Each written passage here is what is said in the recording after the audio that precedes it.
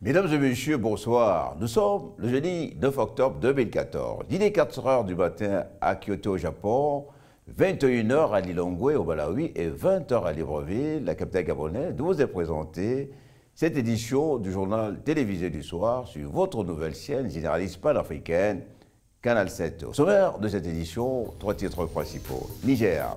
Les 9 casques bleus nigériens tués au Nord Mali ont été inhumés dans le pays après plusieurs hommages à Bamako et Niamey. Sierra Leone, Ebola, les ramasseurs de victimes d'Ebola ont repris le travail après plusieurs jours d'interruption.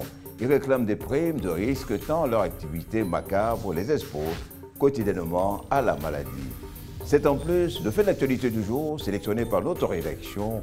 Grace Mugabe, la première dame du Zimbabwe, a récemment fait son entrée sur la scène politique nationale. Selon certains détracteurs de son époux, elle nourrit l'ambition de prendre la succession de Robert Mugabe. Naïssa Fall Traoré viendra en parler sur ce plateau. À présent, le développement des titres de cette édition. Des milliers de Kenyans se sont rassemblés jeudi matin à l'aéroport de Nairobi pour accueillir le président Uhuru Kenyatta. Le chef de l'État était de retour après son bref séjour à La Haye aux Pays-Bas. Il devait répondre devant la Cour pénale internationale des accusations de crimes contre l'humanité émise à son encontre. Cette comparution devant la justice internationale, la première du genre pour un président en exercice, a soulevé les réactions de l'Union africaine et de certains Kenyans. Plus de détails avec Uriel Abaga.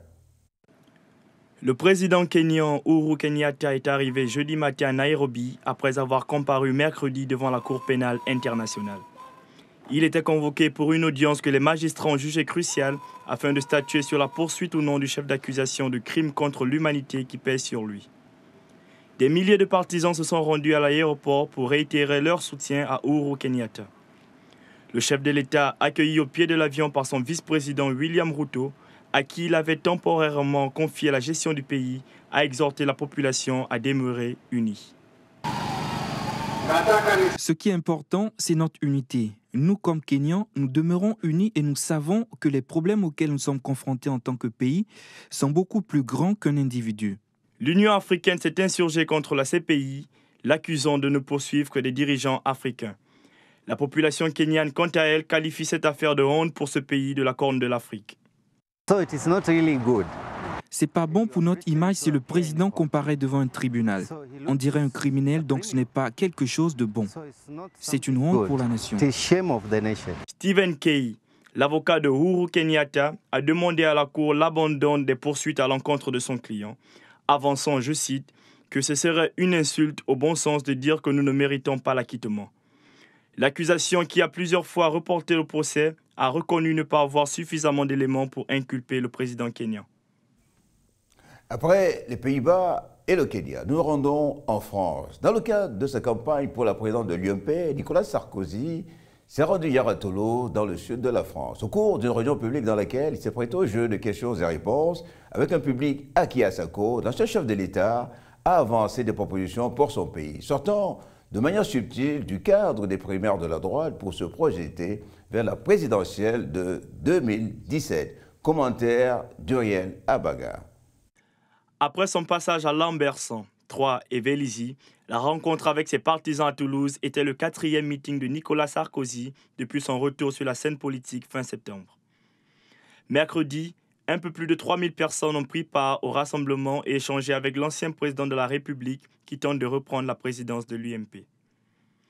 Au cours de cette réunion dans la Ville Rose, il a émis des propositions concernant le fonctionnement de la France. L'ancien chef de l'État a donné un aperçu de ce qu'il ferait en cas de succès aux primaires de la droite. Moi, je suis candidat pour être président de l'UMP. Si je suis élu président de l'UMP, j'essaierai de créer dans les 3 mois la plus vaste formation politique qu'on ait jamais connue dans notre pays. On changera tout. Nicolas Sarkozy s'est ensuite attaqué au gouvernement actuel et au Parti socialiste. Il s'est notamment attaqué à Cécile Duflot, la traitant de plus mauvaise ministre de la France. Nicolas Sarkozy a poursuivi son offensive en frappant sur Christiane Taubira.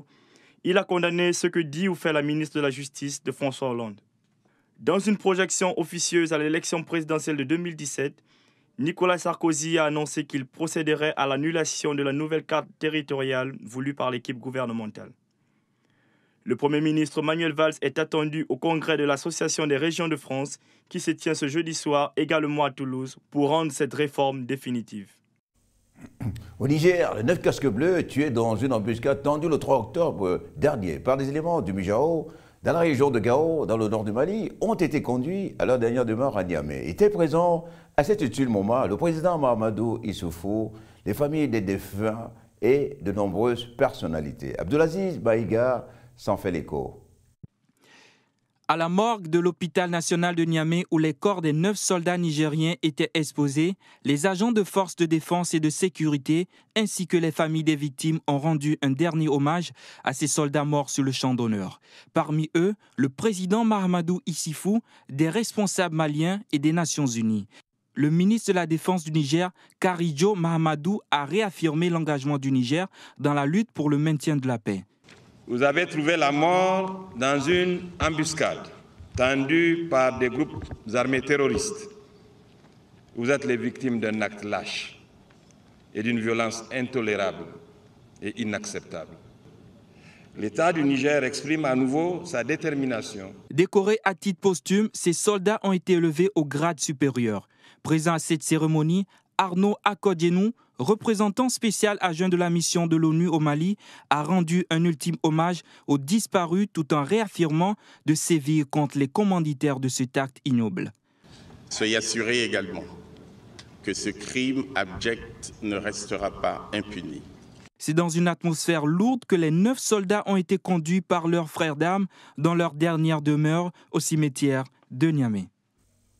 Pour être tout à fait complet sur ce sujet, cette attaque a été revendiquée par un djihadiste malien pro du mouvement pour l'unicité et le djihad en Afrique de l'Ouest, Mijao, l'un des groupes liés à Al-Qaïda qui ont contrôlé le nord du Mali pendant près d'un an entre 2012 et début 2013. Par ailleurs, un casque bleu sénégalais a été tué mardi soir par des tirs de roquettes contre le camp de la MINUSMA à Kidal dans le nord-est malien.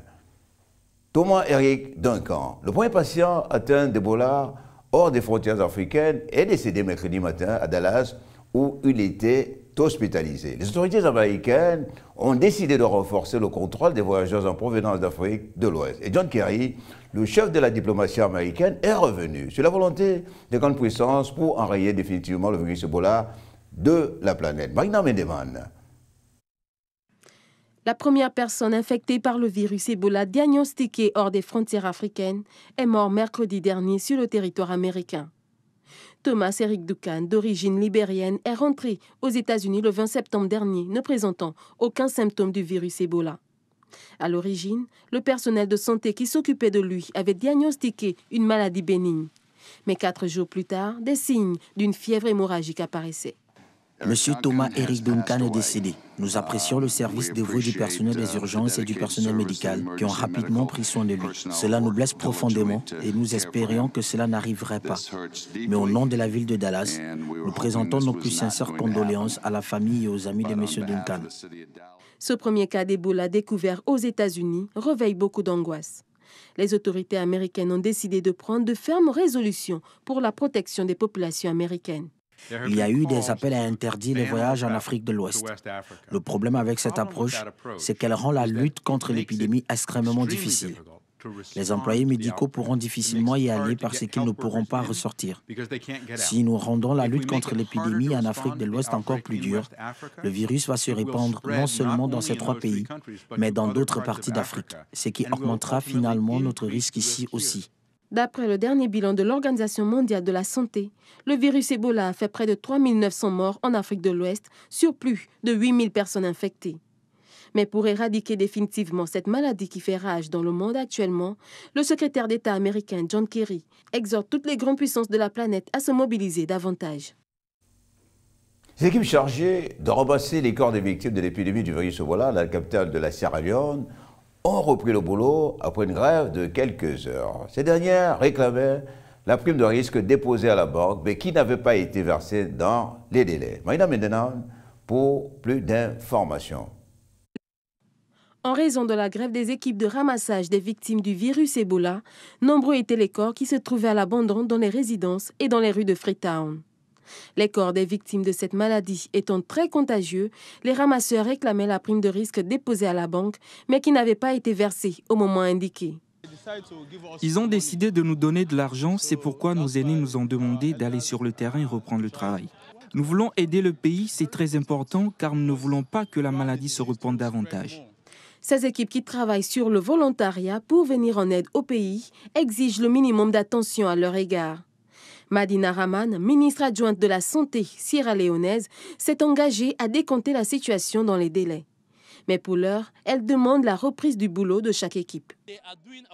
Ils font un travail sur la base du volontariat. Ils ne sont pas payés pour cela. On ne leur donne qu'une prime de risque qui correspond à $100 par semaine, ce qui est d'un point de vue politique une petite somme d'argent vu le travail qu'ils font. Mais nous leur avons assuré qu'ils auraient leur prime de risque.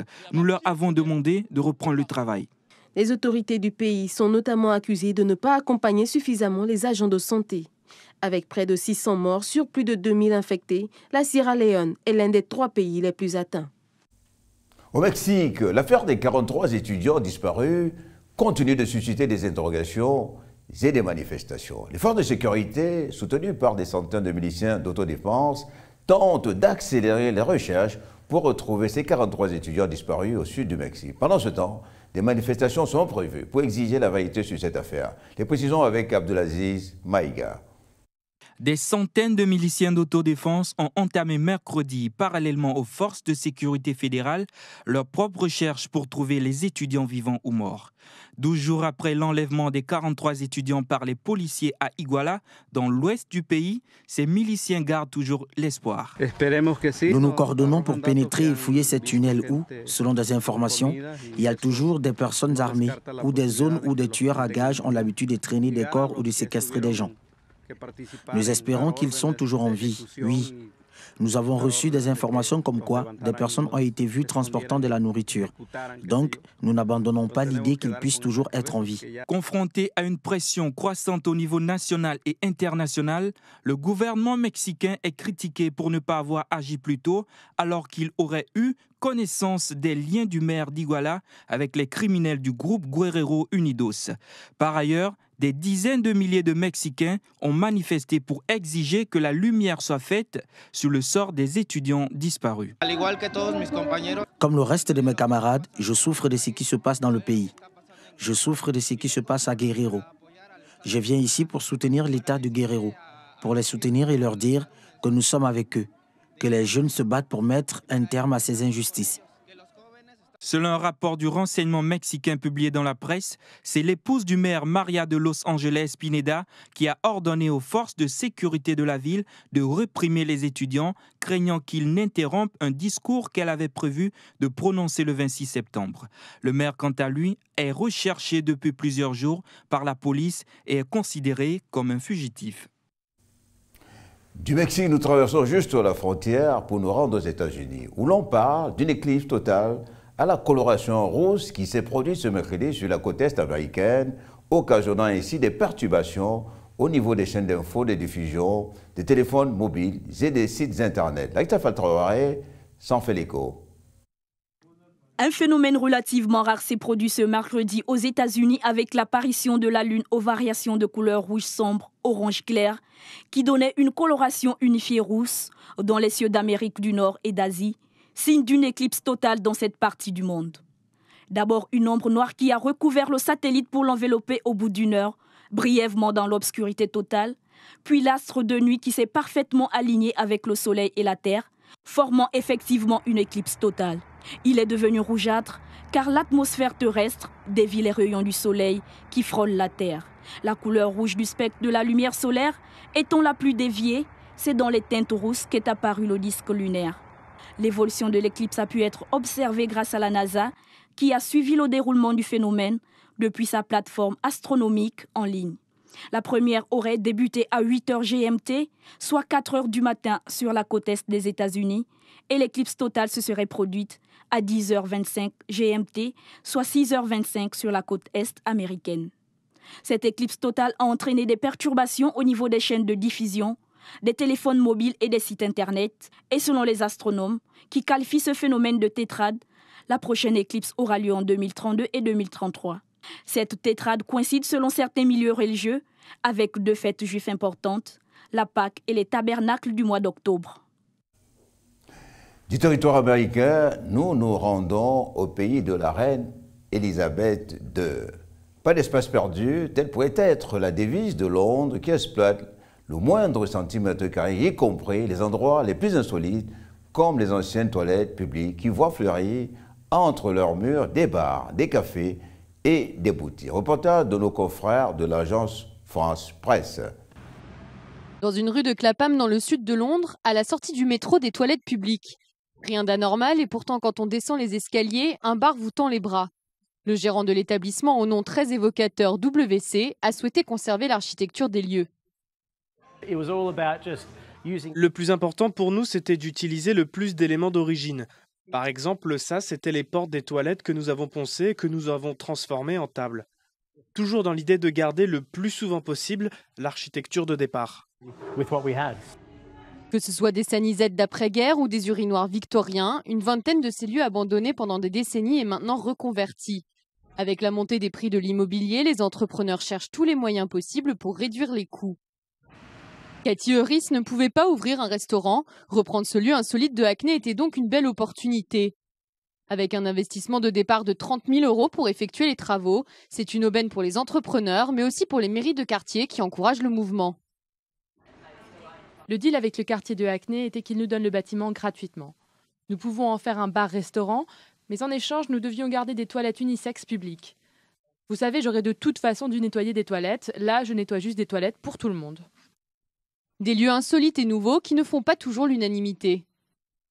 Je ne peux pas dire que personne ne s'est jamais plaint, mais je dirais que 98% des personnes aiment le concept. Je pense que c'est ça qui crée le charme du lieu. Ils ont intégré beaucoup d'éléments d'origine. Cela rend le lieu chaleureux et en plus, ça ne sent pas mauvais. Des restaurants, des bars, un cabaret, les toilettes publiques connaissent aujourd'hui une deuxième vie dans la capitale britannique. Et certains ont même poussé le concept encore plus loin, transformé d'anciens urinoirs en appartements. Après ce Way of Life londonien, nous inaugurons cette page culturelle de notre édition en nous rendant en Chine. Le chanteur Shan Lin prône la rébellion et l'anarchisme avant de les célébrer sur scène. Dans un pays qui réprime les voix dissonantes, le punk chinois offre un espace d'expression subversif. Reportage de nos confrères de l'agence France Presse, une fois de plus. Des rebelles de la société chinoise. Dans un pays qui réprime les voix dissonantes, le punk offre un rare espace d'expression subversive. Réunis à l'occasion d'un festival à Pékin, fans et musiciens laissent exploser leur colère. Le système de ce pays est complètement raté et il interdit la musique punk. C'est n'importe quoi. Certains groupes ont recours à l'anglais pour leurs paroles les plus contestataires. D'autres utilisent des acronymes pour camoufler des refrains attaquant le Parti communiste. Ces musiciens chinois ont beau imiter le style punk anglo-saxon, leurs morceaux abordent souvent des thématiques purement locales.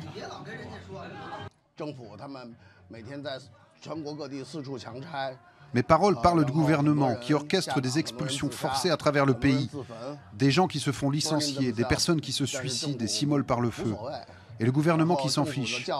Le système éducatif est pourri et transforme les jeunes en robots à travailler. Le punk est arrivé en Chine dans les années 90, après des années de bannissement du rock, emblème des manifestations étudiantes de 1989. Depuis, une cinquantaine de groupes chinois font survivre tant bien que mal cet esprit de révolte. Parmi leurs fans, des jeunes fatigués de devoir toujours se conformer aux normes sociales. Quand je suis à la maison, je deviens une petite fille polie, bien rangée. Mais ce n'est pas le style de vie que je veux. Mes parents sont très stricts, je refoule ma personnalité devant eux. Mais quand je suis à un concert comme celui-ci, je me sens libre et sans contrainte. La plupart de nos jeunes fans vivent à la marge ou sont des rebelles. Il y a moins de chances que les enfants riches viennent nous écouter. Un public qui reste confidentiel, la censure limite largement l'accès de la population à cette musique. Mais les rares concerts comme celui-ci offrent aux punks chinois la liberté, certes éphémère, de crier leur révolte contre les autorités. Après l'Empire du Soleil levant, nous revenons sur le continent. En République démocratique du Congo, les femmes sont moins nombreuses que les hommes à faire partie de la SAP, c'est-à-dire la Société des ambianceurs et personnes illégales, laquelle regroupe les fanatiques de mode. Elles doivent faire face à beaucoup plus de préjugés, mais la passion de la mode l'emporte sur tout le reste. Reportage de l'AFP. Sur cette place du marché, des sapeurs font leur show et drainent du monde. La plus en vue, c'est Mamie Muso, dit Mamie Cho. C'est l'une des rares femmes sapeuses de la nouvelle génération. Cette jeune mère de 2 enfants est devenue sapeuse sous influence de son frère, lui-même sapeur. Je préférais m'habiller comme un homme. Je portais les chemises et les chaussures d'homme, mais je n'étais pas sapeuse. Mais parce que j'habitais chez mon grand frère qui est lui sapeur, c'est comme ça que je suis devenue sapeuse. Sapeuse, un nouveau mot pour désigner ces femmes au look spécial qui défilent avec majesté dans de coûteuses créations japonaises, françaises ou italiennes. Un look très masculin mais qui ne gêne pas l'un des pionniers de la SAP en RDC, le célèbre musicien Papa Wemba. C'est sans vraiment de féminin et bon parce qu'elle préfère beaucoup plus un look masculin, qui moi ne me dérange pas. Moi ça me dérange pas quoi. Elles sont en train de se défendre, elles sont en train de montrer qu'elles sont là aussi, qu'elles existent. Exister, voilà le combat que mènent ces femmes parmi les hommes. Une lutte qui les expose à plusieurs critiques, y compris chez les sapeurs. Principal grief, certaines portent des costumes et déambulent avec une pipe et une canne, un style qui leur vaut d'être assimilées à des lesbiennes dans un pays où l'homosexualité est encore mal acceptée. Ce que Mama Africa juge nécessaire de réfuter. On me dit, Mama Africa, il faut porter les pannes et les jupes. Arrête la sape car les habits sont trop chers. Sinon les hommes ne pourront pas t'épouser. Moi je dis, si tu ne veux pas m'épouser, je m'en fous. Je continue avec la sape. La SAP a vu le jour au Congo voisin il y a plus de 50 ans. C'est vers les années 70 que le mouvement prend de l'ampleur en RDC grâce à la musique. Et déjà quelques femmes accompagnaient les sapeurs dans ce mouvement. Aujourd'hui, beaucoup sont âgés ou décédés. Heureusement, une nouvelle vague prend la relève et trouve quand même du soutien malgré les critiques. Les femmes ne peuvent pas toujours rester derrière les hommes. Pour la parité, c'est bon. Et pour le développement aussi de la femme, c'est bon aussi. Moi, je trouve que c'est très bon ça. On ne peut pas seulement laisser le tout aux hommes. Être une sapeuse peut être douloureux financièrement. Certaines sont aidées par leur famille expatriée à l'étranger, d'autres y consacrent une grande part de leur salaire et l'essentiel de leur temps libre dans les friperies de Kinshasa. Le prix Nobel de littérature a été décerné jeudi au romancier Patrick Modiano, âgé de 69 ans. Il devient le 15e auteur français à recevoir cette distinction. Il a été récompensé pour l'art de la mémoire avec lequel il a évoqué les destinées humaines les plus insaisissables et dévoilé le monde de l'occupation, a indiqué l'Académie suédoise dans un communiqué. Le romancier français a centré toute son œuvre sur le Paris de la Seconde Guerre mondiale, dépeignant le poids des événements tragiques d'une époque troublée par le destin de personnages ordinaires. Le Maroc accueille enfin son premier musée depuis l'indépendance. Le musée Mohamed VI d'art moderne et contemporain a ouvert ses portes mercredi à Rabat après 10 années de travaux. Un bonheur pour la ville et pour le pays. Roland Diaco s'en délecte. Il aura fallu 58 ans au Maroc pour avoir son premier musée post-indépendance. Consacré à l'art moderne et contemporain, le musée Mohamed VI a ouvert ses portes au public ce mercredi. Situé dans le centre-ville de Rabat, le musée a été créé parmi plusieurs autres espaces culturels, à savoir la Bibliothèque nationale et le futur Grand Théâtre de Rabat, afin de contribuer au renforcement des structures culturelles au Maroc. Ce musée va être vivant et il y aura des expositions constamment. Vous voyez, parce que c'est la seule façon de pouvoir donner la possibilité au public de venir y trouver quelque chose de renouvelé. Nécessitait un budget de près de 11 milliards 50 millions de francs CFA, conçu par le cabinet de Karim Chakor, architecte proche du roi. Il répond aux standards internationaux des musées, mais aussi esthétique vu son emplacement dans la capitale. Durant 6 mois, il abritera une exposition inaugurale intitulée 1914-2014, 100 ans de création, regroupant quelques 400 œuvres et 150 artistes marocains, une occasion de promouvoir l'art national pour des nationaux. Comme le nom l'indique, c'est un musée national, donc ça fait beaucoup d'artistes marocains qui font de l'art contemporain sont connus à l'étranger qu'au Maroc. Donc c'est une occasion unique pour faire promouvoir ces artistes au niveau national. Inauguré par le roi, lui-même collectionneur d'œuvres, le musée a donné une touche artistique pour la ville de Rabat et pour tout le Maroc. Congo veut devenir une terre de technologie d'ici 2025, année à laquelle le pays envisage de tutoyer l'émergence. De plus en plus de jeunes s'intéressent au secteur des nouvelles technologies et mettent en place des projets. C'est le cas des meilleurs webmasters et designers de ce pays. Ces derniers nourrissent l'ambition de créer leur propre société. Un mois après leur élection au concours Bantu Contest, notre équipe est allée à leur rencontre. Portrait croisé des leaders de demain, il est signé Prudence Larissa et Romain Kodia depuis Brazzaville.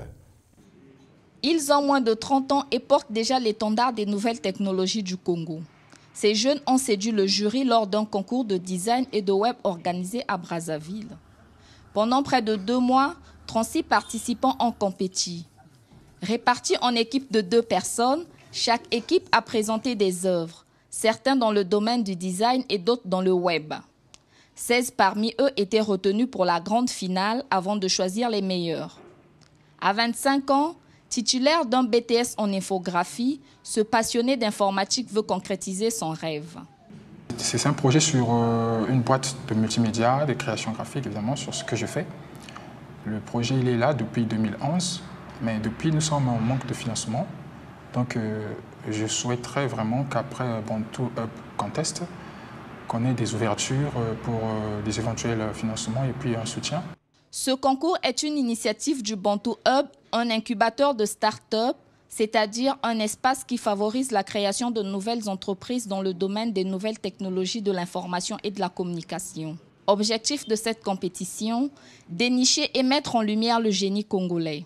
À 19 ans, avec un brevet de technicien en informatique, le meilleur webmaster du Congo travaille déjà sur son propre réseau social. Ce n'est pas un réseau proprement dit africain, c'est international. Mais il y aura également du contenu africain. Je peux faire allusion à la langue lingala, par exemple. J'essaierai également d'intégrer plusieurs autres langues africaines. Après le lingala, j'opte bien intégrer le kiswahili et pourquoi pas le wolof que j'aime très bien. La prochaine édition du concours Bantu Hub Contest se tiendra l'année prochaine. Avec l'installation ce mois du Bantu Hub à Pointe-Noire, les organisateurs comptent intéresser les jeunes de la capitale économique afin de donner à tous la possibilité d'exprimer leurs talents. Avec un nom emprunté au monde de la musique classique, Soprano, le rappeur des 6 cas de la rime, sort son 4e album solo, Cosmopolitani, opus dans lequel il se confie sur sa vie, raconte sa vision de la société et du racisme. Roland Diakou est à la manœuvre. 4 ans après le double album La Colombe et le Corbeau et ses tubes Hiro aux côtés de Indila et Regarde-moi, le rappeur d'origine comorienne Soprano revient dans les bacs avec un nouvel album. Dans Cosmopolitani, ses fans auront l'occasion de retrouver des sons très différents. Des rythmes rap, des musiques plus électropop ou même des morceaux trap un peu plus dirty, comme le décrit l'artiste. Ça a toujours été mon style de faire du rap-chant mélodieux depuis l'époque où Akhenaton il sortait nos premiers albums. J'étais déjà dans des morceaux où je chantais et tout ça. Mais c'est vrai qu'aujourd'hui, peut-être c'est l'âge, c'est ce que me dit ma femme, mais c'est peut-être l'âge, mais c'est vrai que j'essaie de faire des morceaux totalement différents pour essayer de ne pas m'ennuyer à faire les choses que j'ai faites pendant 20 ans. Soprano est l'un des rappeurs les plus célèbres de France. À 35 ans, l'artiste marseillais s'est fait une jolie place au panthéon du hip-hop français. Prolixe, Soprano a déjà sorti cette année sa biographie intitulée « Mélancolique anonyme », dans laquelle il raconte son parcours de fils d'immigrés comoriens dans la cité phocéenne à son groupe Psychiatre de la rime. Plusieurs fois disque de platine, il se confie sur sa vie, raconte sa vision de la société et du racisme, sa foi, ses expériences de vie à l'image de son morceau Préface dont le clip vient d'être dévoilé. Le racisme part d'un sentiment, c'est la peur, cette peur parce qu'on ne connaît pas on ne connaît pas l'autre, on ne connaît pas. C'est ça qui arrive, qui amène le racisme et qui amène beaucoup de haine. Et moi, c'est ce que j'essaie d'inculquer à mes enfants. Avant de juger les gens, parle avec eux, comprends, essaie de partager. Avec des millions de fans sur les réseaux sociaux, ce supporter de l'Olympique de Marseille revendique son statut d'extraterrestre de musique urbaine qu'il cultive dans ce 4e album. Il affirme qu'il y a un véritable fossé qui ne fait que s'agrandir entre les générations, causant la perte d'un certain nombre de valeurs humaines. Nous inaugurons la page sportive de ce journal par du football. La Côte d'Ivoire affronte ce samedi la République démocratique du Congo à match comptant pour la 3e journée des éliminatoires de la CAN 2015 avec l'obligation de gagner pour préserver ses chances de qualification. Mamadou Nian aux commandes. L'équipe de football de Côte d'Ivoire se prépare à affronter samedi à Kinshasa la République démocratique du Congo en match de qualification pour la CAN 2015. L'entraîneur Hervé Renard invite à l'humilité et au travail pour s'ouvrir les portes de la qualification. Parfois, ça fait du bien de recevoir une bonne gifle. Ça permet de revenir à la réalité et de revenir à des choses simples. En football, il faut toujours faire preuve d'humilité. Et aujourd'hui, la Côte d'Ivoire de 2006 jusqu'à 2012, c'est plus la même équipe. Donc, il faut que tout le monde se mette ça bien dans la tête. Et après, avec du travail, on arrivera à redevenir une belle équipe. Pour le capitaine Yaya Touré, les éléphants de haut mur ont l'obligation de gagner les 3 prochains matchs pour assurer la qualification. Si on peut dire plus ou moins un peu de haut mur, on est obligé de gagner, on est obligé de gagner les 2 matchs. Ou soit si on fait une défaite, on est obligé de gagner les 3 matchs qui viennent. Je crois que c'est un peu difficile, mais bon, c'est pourquoi on aime le sport, c'est pourquoi on aime le football. C'est-à-dire le challenge, le plus important, c'est de se qualifier. Avec une victoire et une défaite au compteur, la Côte d'Ivoire occupe la 3e place du groupe D avec 3 points et moins 2. Derrière le Cameroun, leader avec 6 points plus 5, et l'adversaire du jour, la République démocratique du Congo, qui totalise 3 points. Toujours en sport, mais cette fois, un peu de people. Le célèbre coach de Chelsea en Angleterre, José Mourinho, est arrivé à Abidjan, la capitale économique ivoirienne. Il a visité plusieurs structures associatives. Le passage du Special One, appelé aussi Special Hopi, depuis qu'il a quitté le Real de Madrid, a suscité engouement et espoir. Massin Zakam ne cache pas son enthousiasme.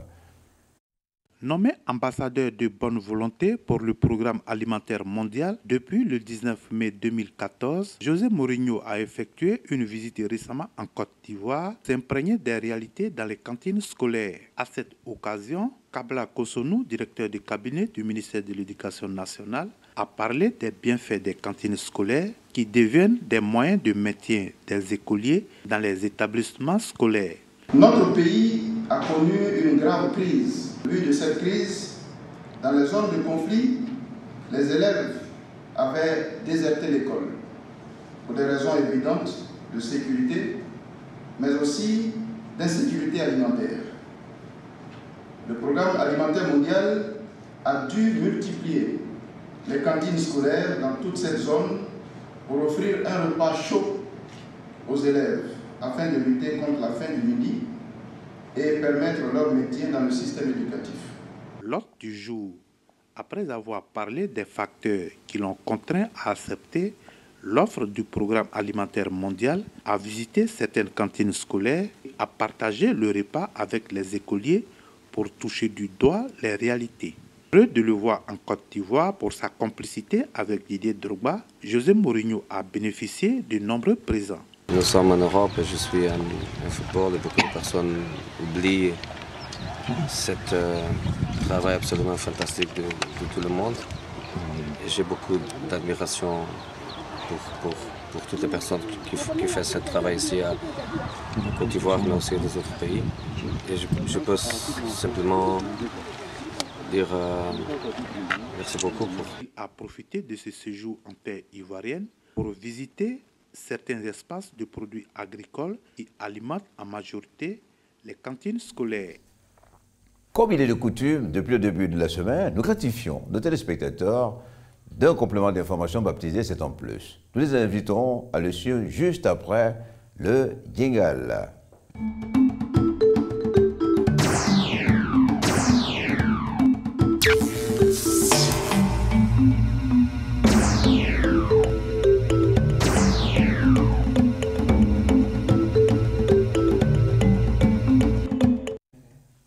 Le fait de l'actualité de cette édition est consacré à une First Lady. Notre consoeur, Larissa Traoré, une grande voix de notre rédaction, se fait fort de nous en tracer le portrait en quelques minutes dans ce reportage. Nous la retrouverons à nos côtés juste après pour la soumettre à la question.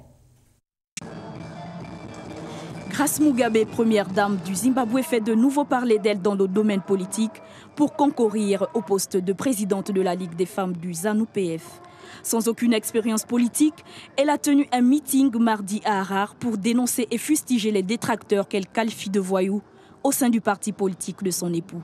Elle s'insurge contre les membres du parti au pouvoir, les accusant d'être de connivence avec l'opposition qui souhaite à tout prix le départ de Robert Mugabe, âgé de 90 ans aujourd'hui. Nous sommes tous des êtres humains et nous faisons tous des erreurs. Nous sommes tous faillibles, seul Dieu est infaillible. L'entrée fracassante sur la scène politique de Grace Mugabe est perçue par de nombreux Zimbabwéens comme une préparation à la succession de son époux. Un système que beaucoup disent oligarchique au sein duquel Robert Mugabe veut placer les membres de sa famille, ses amis et s'assurer de leur enracinement dans la structure ZANU-PF. Cette ascension politique de la première dame, dont l'objectif est de succéder à son mari, agace l'entourage du président zimbabwéen. La question est de savoir si sa crédibilité tient à son rôle de première dame omniprésente ou si elle lui viendra de son doctorat obtenu il y a quelques mois seulement. Larissa Traoré, bonsoir, merci d'avoir accepté notre invitation. Grace Mugabe défraie la chronique depuis plusieurs semaines. Pourquoi fait-elle autant parler d'elle? Alors, Grace Mugabe défraie la chronique tout simplement parce qu'elle est soupçonnée de vouloir succéder à son époux, Robert Mugabe, âgé de 83 ans aujourd'hui et qui est au pouvoir depuis 34 ans. Alors, si jamais remplit les critères d'éligibilité, pourquoi lui conteste-t-on le droit de se présenter à l'élection présidentielle? Grace Mugabe. Alors, pour de nombreux observateurs, non seulement le Zimbabwe n'est pas une monarchie, mais que Grace Mugabe ne s'est jamais illustrée par des compétences particulières en politique, mais qu'elle s'est illustrée par ses dépenses somptuaires, ses toilettes et ses superbes résidences dans un pays où les 3/4 de la population croupissent dans la misère. En quelque sorte, par un somptueux train de vie. Oui. Alors, troisième question et dernière, Larissa soulève-le bien. Quels obstacles pourraient perturber les ambitions de notre First Lady? Disons que si les élections étaient libres et transparentes, ses détracteurs pensent qu'elle ne sera jamais élue. Mais avec le système prévalant actuellement, tout serait possible.